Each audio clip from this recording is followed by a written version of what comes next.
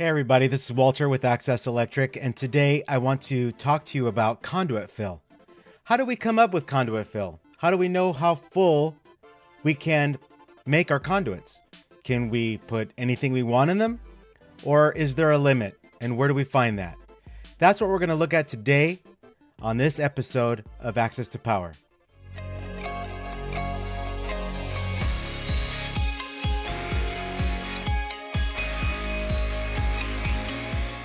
Now, the first thing is, if you're an electrician, you probably have a booklet like this. This is the 2017 Uglies book, Electrical Reference Manual. And in that Uglies book, I've got mine all tabbed here. I've got it tabbed for motors, short circuit calculations, transformers, ampacities. And I have it tabbed for conduit fill. And under conduit fill, there is a chart. Now, I'm going to pull this chart up on my screen so you can see it a little bit better. And it is right here. This chart, let me go back one page. You can see this chart is for the maximum number of conductors in electrical metallic tubing. That is thin wall conduit. How many wires can you put in thin wall conduit?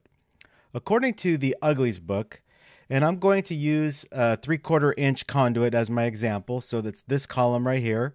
This is 3/4 inch conduit.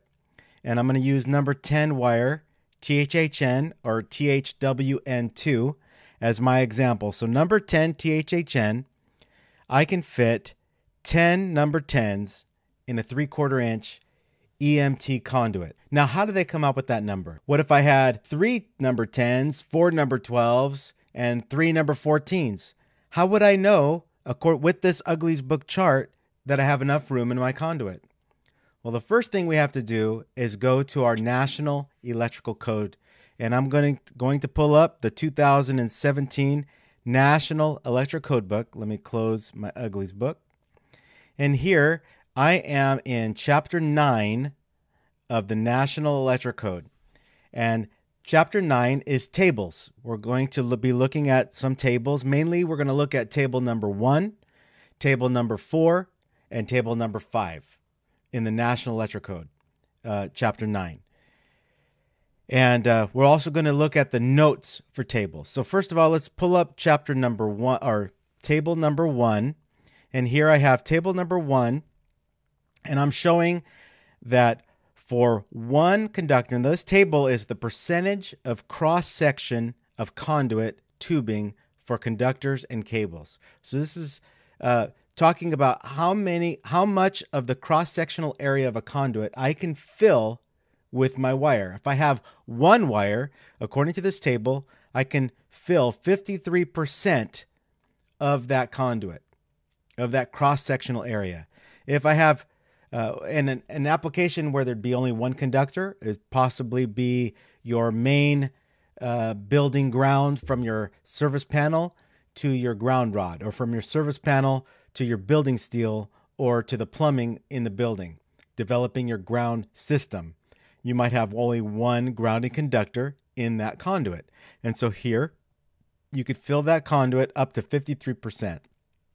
Now, if I have 2 conductors, I can only, according to the National Electrical Code, Chapter 9, Table 1, I can only put in up to 31% conduit fill in those conduits.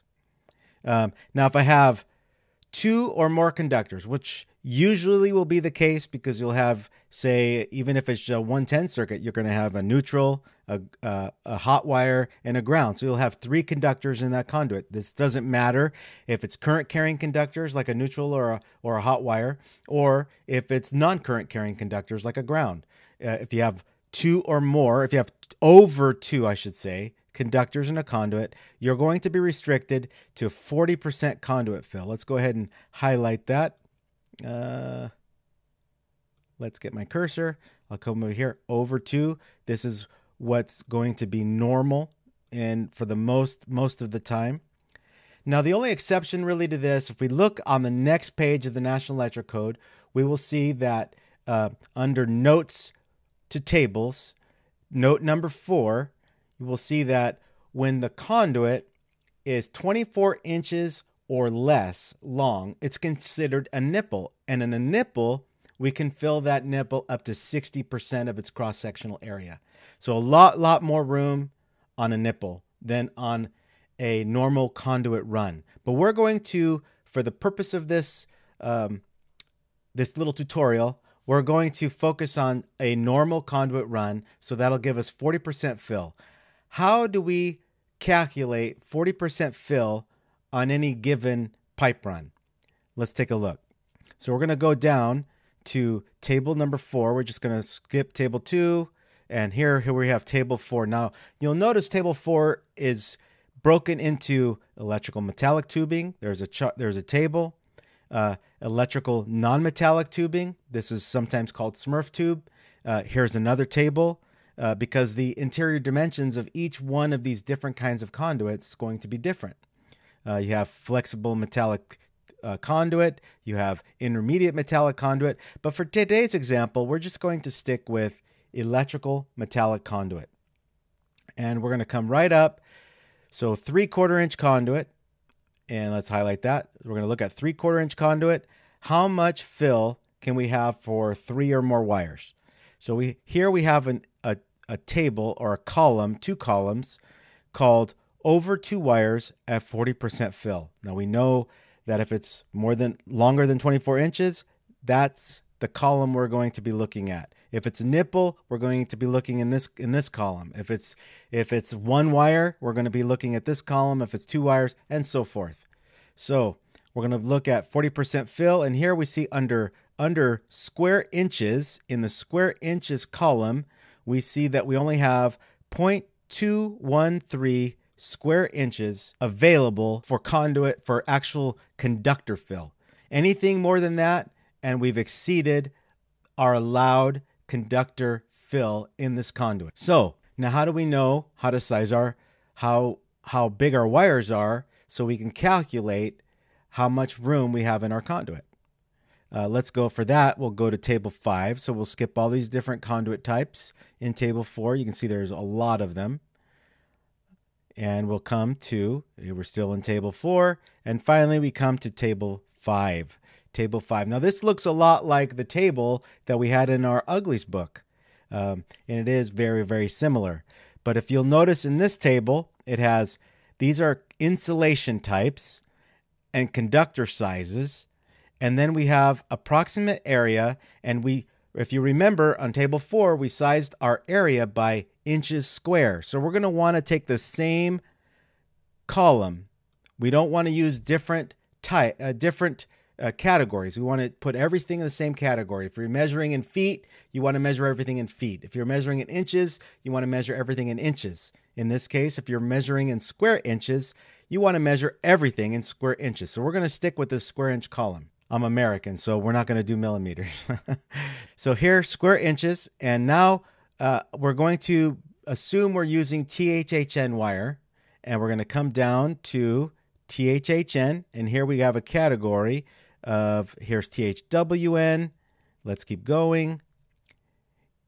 THHW.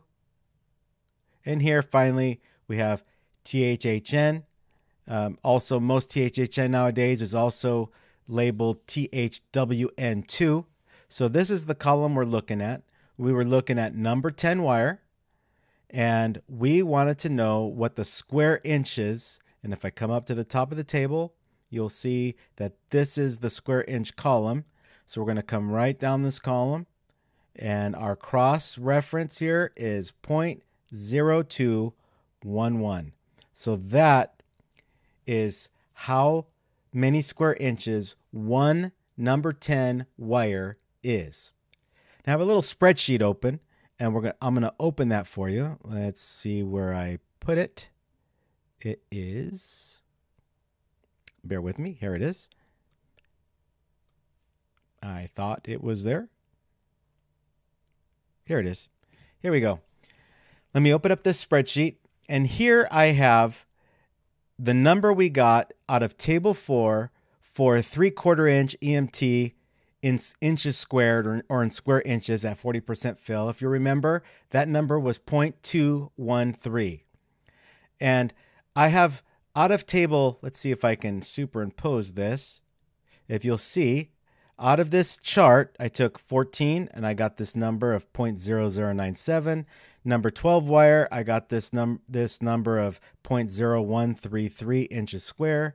For number 10, I brought the number down here for 0.0211 square inches in each of these conductors. So I've got all the conductor sizes from number 14 through number 4, and I've brought them into this spreadsheet. And now let's do a little bit of math.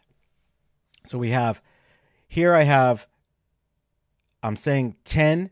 If you remember, Ugly's book said we could fit 10 number 10 wires in a 3/4 inch conduit, EMT conduit.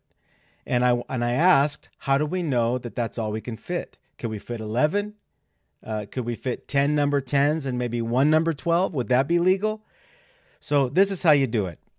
And I like spreadsheets only because I'm visual. It makes it a lot easier for me to keep track of what's going on. So I brought all these sizes in, and here I put a little bit of math in these columns. Okay, so this is C4 times D4 equals this column. C5 plus D5 equals this column, and so on. So here, this is D6 times C6 times C6 equals this column. So it takes this number times this number equals this number. So I can see that if I have 10, so let me just make that 1, and you can see that number goes down. So 0.0211, 0.0211. Now if I have 10 conductors, that'll give me 0.211 square inches of conductor fill. And you can see that it's smaller than the 0.213 I have available for 40% fill on a 3/4 inch EMT. So the Ugly's book was correct. I could fit 10. If I put 11 here, I will exceed the size of my 40% fill. This would be an illegal installation. Now I asked, could I fit maybe 10 number 10s and 1 number 12? Would that be legal? And I can see it would not. How about 9 number 10s and 2 number 12s? Would that be legal? That is barely illegal, so I would not be able to do that. And so let's say 6 number 10s and 4 number 12s. I could fit 4 number 12s. Let's try about 6 number 12s. I could barely fit 6 number 12s. If I go to 7, I will be over. So let me go back to 6. So you can see that by creating a little spreadsheet like this, by looking at tables 5, and you have to choose the right insulation of your conductor. If you're using THW, it'll be a little bit bigger than THWN-2 or THHN. If you're using XHHW, it's going to be a larger conductor because it has more insulation. Typically for inside buildings, we're using THHN or THWN-2. So I don't have to worry about that too much. I'm using the right chart for that application. So there you have it. Tables 1, the notes to tables just underneath table 1, table 4 for your conduit, and table 5 for your conductor. Measure everything in inches square. You can do it all on a calculator, or you could put it here in a spreadsheet like I've done to make things easier. But that's how you calculate conduit fill out of the National Electric Code. Anyway, until next time, hope you enjoyed these videos. If you like this channel, don't forget to hit subscribe. If you want to be notified of new content that we're putting out every week, we're trying to put it out every week. Go ahead and hit the bell notification, and you'll get a notice whenever we put out a new video. And in the meantime, have a great day. See you in the next video.